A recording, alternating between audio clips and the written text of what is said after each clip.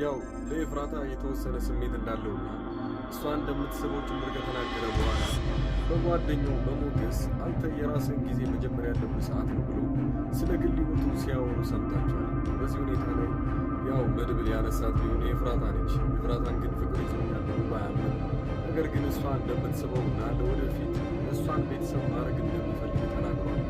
በሌላ በኩል ዝና ሊያዝ ነው። በአሁኑስ ለሶስተኛ ጊዜ ነው ፊት ለፊት ሲፋጠጡ። መድብል ታዲያ በዚህኛው መቼም እንደማያመልጠውና አሁን ላይ እሱ እንደሚፈልገው ሆኖለታል። የመጀመሪያው ነገር ያው ማህሌትን ከዛ ቦታ የታገተችበት ቦታ ሲለቃትና የተስማሙበት ምክንያት የነበረው እሷ ያው ከወጣች በኋላ ዝናን አስክራው ብቻ እነሱ መንገድ ላይ እንድታመጣው ብቻ ነው። በዚህ ሁኔታ ላይ መሀላቸው ምንም የተፈጠረ ነገር የለም። ከዚህ በፊት ያመለጠው ያኔ እሱ ያው እንዲተኛለት ያደረገው መድኃኒት አታሎ ለልጅቷ ራሱ ስላጎረሳት ብቻ እሷን ወድቃ አግኝተዋት ነበረ። በአሁኑ ግን እንደሚፈልገው ሆኖለታል። ሞገስና መድብል አንድ ላይ ናቸው። ጨለማ ነው፣ ማንም ሊያድነው አይችልም። ይህኔ ግን አሁን የራሱ አማራጭ የሚኖረው መድብል እሱን መያዝ ብቻ ነው። ነገር ግን በዛ ሰዓት ላይ ሰብሩ እየተንገዳገደ ከማህሌት ጋር ሲመጣና ወደኋላ ወዲያውኑ ነበረ ማህሌትን ያያት። ያ ማለት ከዚህ በፊት ሲጠይቃት እንደነበረው አይ አንቺ እዚህ እኔ ውስጥ እጁ የለበትም ወይም አንቺ የታገርሽበት ወይ የጠፋሽበት ምክንያት በእኔ ምክንያት እንዳይሆን ብቻ ብሎ ብዙ ጊዜ ሲያስጠነቅቃት ነበረ። እሷ ግን በተደጋጋሚ ስትመልስለት የነበረው ከአንተ ጋር የሚያገናኘው ነገር የለም ነበር ያለችው። አሁን ግን ከረፈደ ቢሆን መድብል ያኔ ፊት ለፊት ሲያየውና እሱ እንደተፈከረም ሲታወቀው ዞሮ ማህሌትን አያት። ማህሌትን ያየበት አስተያየት አንቺ እጅሽ አለበት እና አታለብሽኝ አይነት አስተያየት ነበር ያያት። ወዲያውኑ ወደ ፊት ለፊት ይዞርና ከመድብል ጋር ያላቸው ምክንያት የአንዴና ለመጨረሻ ጊዜ ልባቸው ፊት ለፊት ተፋጠዋል። በአሁኑ ይፈጠር ይመስላችኋል? እንዳሉ መድብልና ሞገስ አንድ ላይ ሆነው ያው ዝናን ያግቱት ይሆን? ካገቱትስ በኋላ እንደውም የሚፈልገው መድብል እኔ ማጣው ነገር አይኖርም ብሎ ስለሚያስብ ነው። አሁን ላይ ያው ዝናንም የዝናን ሙሉ ሰዎች እንዳለ ለመጋፈጥ ፊት ለፊት ያስባል። ወንድሙ ብቻ ነው የሚያሳስበው በዚህ ሰዓት ላይ። እሱ ከዚህ በኋላ ትርጉም የሌለሽ ሕይወት እየኖርኩ ነው ብሎ ስለሚያስብ በዚህ ሁኔታ ላይ ምንም የሚቀጥልበት ነው። ታዲያ ዝናን ከያዘው በኋላ ካገተው በኋላ እስከ መጨረሻው ድረስ የራሱ የሚፈልገውን መልስ እስካላገኘ ድረስ ዝናን የሚለቀው አይሆንም። ዝናን ለቀቀው ማለት ማህሌትን ወዲያውኑ እዛ ልትጠፋው። ያኔ ወደ ኋላ ዞሮ ሲያያት የእሷም እጅ እንዳለበት ስለጠረጠረ ማለት ነው። ዝና ከበላዩ ያለው ሰው ጋር የሚያወራውን ነገር ሰምታችሁታል። የበላዩ ሰውዬ እያለው የነበረው መድብል ያው የእነሱ ከፊሉ ሚስጥር ስላወቀባቸው በጣም አሳሳቢ ሁኔታ ላይ ገብተዋል። ለዛም ነው ወዲያውኑ ያ ነገር መጥፋት አለበት ወይንም ከዚህ ቦታ መሄድ ያለበት ብለው የሚያስቡት።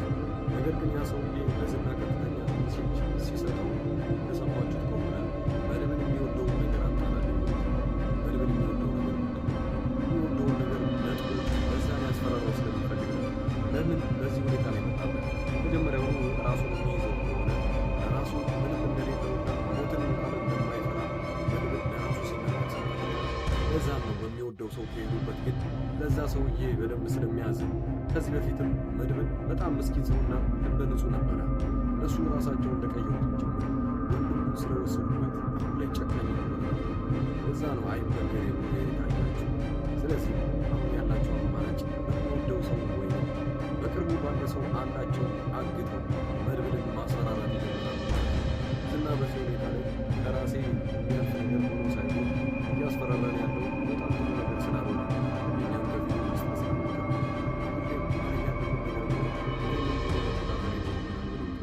ለዛም ነው ዝናም በራሱ መንገድ ይህን ነገር መጀመሪያውን ሚስጥር አውጥቶ ተናግሯል። ዝና ጠፋ ማለት ከዚህ በኋላ ምናልባት መድብል ተሳክቶለት ዝና ከእነሱ ውጭ የሚያውቁት ሌሎቹ ማህሌትን ጭምር ናት። ማህሌት የራሷን ገንዘብ ስለወሰደች ለማለት ተፈሻትል። ነገር ግን ዝና መጀመሪያውን አስቀድሞ ለበላይ አካሉ ስለነገረው ያ ሰውዬ የሚጠረጥረው ቀጥታ መድብል የሚባለው ሰውዬ ያው የሚያውቃቸው ሚስጥሮች መጀመሪያውኑ እሱ ስለነገረው ራሱ አግቶታል ብሎ ስለሚያስብ መድብል ትልቅ ችግር ውስጥ ሊገባ ይሆናል ማለት ነው። ከበላይ አካላቶቹ መጥተው ይህን ነገር የሚያደርጉበት ከሆነ ትልቅ ጣጣ ውስጥ ይገባል። ያ ቤት መጀመሪያውኑ ማህሌት ልትቆምር የነበረው ወይም የፈለገችው ቤት በስሟ እንዳይሆንላት ነበረ። ያ ነገር እንደማይሆን ሲታወቃት ግን ወዲያውኑ በብር መስማማት ጀመረ። ሀሳቧ ከዛ ቤት ውስጥ መውጣት ቢሆንም ያው ገንዘቡን የተስማማችበት ለመውጣት ፈልጋ እንጂ ልትከዳቸው በጫፍ የምትደርስበት አጋጣሚ ሊሆን ይችላል። ያኔ በመሀል እሱ ከታገተ በኋላ መሀል ሚስጥሩ ልታወራ ትችላለች። ተመልሼ እነግርሻለሁ ብላ ታለችኝ። በዚህ ቦታ ላይ ሚስጥሩ ወጣ ማለት ይችላል።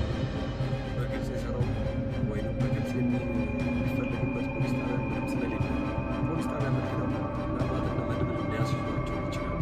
የእናንተ ግምት ምን ይሆን? ሌላው የብዙዎቻችሁ የግል ጥያቄ የነበረው ያው የመድብል ወንድም የት ሄዱ አሳዩን የምትሉ ብዙዎቻችሁ ነበራችሁ። ድራማው ላይ በጣም ብዙ ጊዜ ሆኖታል ከጠፋ። መድብልም አሁን እየታገለ ያለው ለገዛ ወንድሙ የት ተደብቋል፣ የት ነው ፍንጩ የሚለውን ነገር የሚያውቀው በጫፉም ቢሆን ዝና ነው ብሎ ስለሚያስብ ነው። ዝና ግን ከታገተ በኋላ የሚናገር ይመስላችኋል ወይ? ይህም የብዙዎቻችሁ አስፈሪ ነገር። ካልተናገረ ግን መድብል ገደል ገባ። ከተናገረለት ግን ወንድሙንም የማግኘት ተስፋው በጣም እጥፍ የሚጨምርለት ይሆናል። የት ገብቶ ይሆን? እነዛ ሰዎች ምን አድርገውታል? አስፈሪ ጉዳይ። መድብል እንግዲህ ከዚህ ከጭንቀቱ ጎን ለጎን አዲስ ነገር የጀመረው የብዙዎቻችሁ ደስ ያለ ያስባልና ፈገግ ያለ ነገር ነበረ። መድብል ወደፊት ቤተሰብ መመስረት ይፈልጋል። አብሯት የሚኖረው ሰውዬ ተመኝቷል። አብሯት መኖር የሚፈልገው ኤፍራታንም ጭምር እንደሆነ ያው ለጓደኛው ለሞገስ ሲናገር ሰምታችሁታል። ሞገስ ያው በፍቅር ሁኔታ ትንሽ ቆይቷል ብሎ ስለሚያስብ መድብል ሞገስን ሲያማክረውና ያው ስለ ፍቅር ሁኔታ ሲጠይቀው ሞገስ ግን የተረዳው ነገር ቢሆን ያው ፍቅር ይዞታል እና በዚህ ሁኔታ ላይ ደግሞ የኤፍራታ ነገሮች አንዳንድ ነገሮች መጥፎ ሊኖራት ማስተካከልና ራት ሊኖር ይችላል ይባላል። ይህንን ከነገረው በኋላ ከጓደኛው ጋር ሲነጋገር ወዲያው ያለምንም ምክንያት ነበረ ለኤፍራታ ይደውልላል። ኤፍራታም ግራ ይገባታል። በጣም የምትፈልገው ነገር ቢሆንም ግን እንዴት ያለ ምክንያት ደወለልኝ?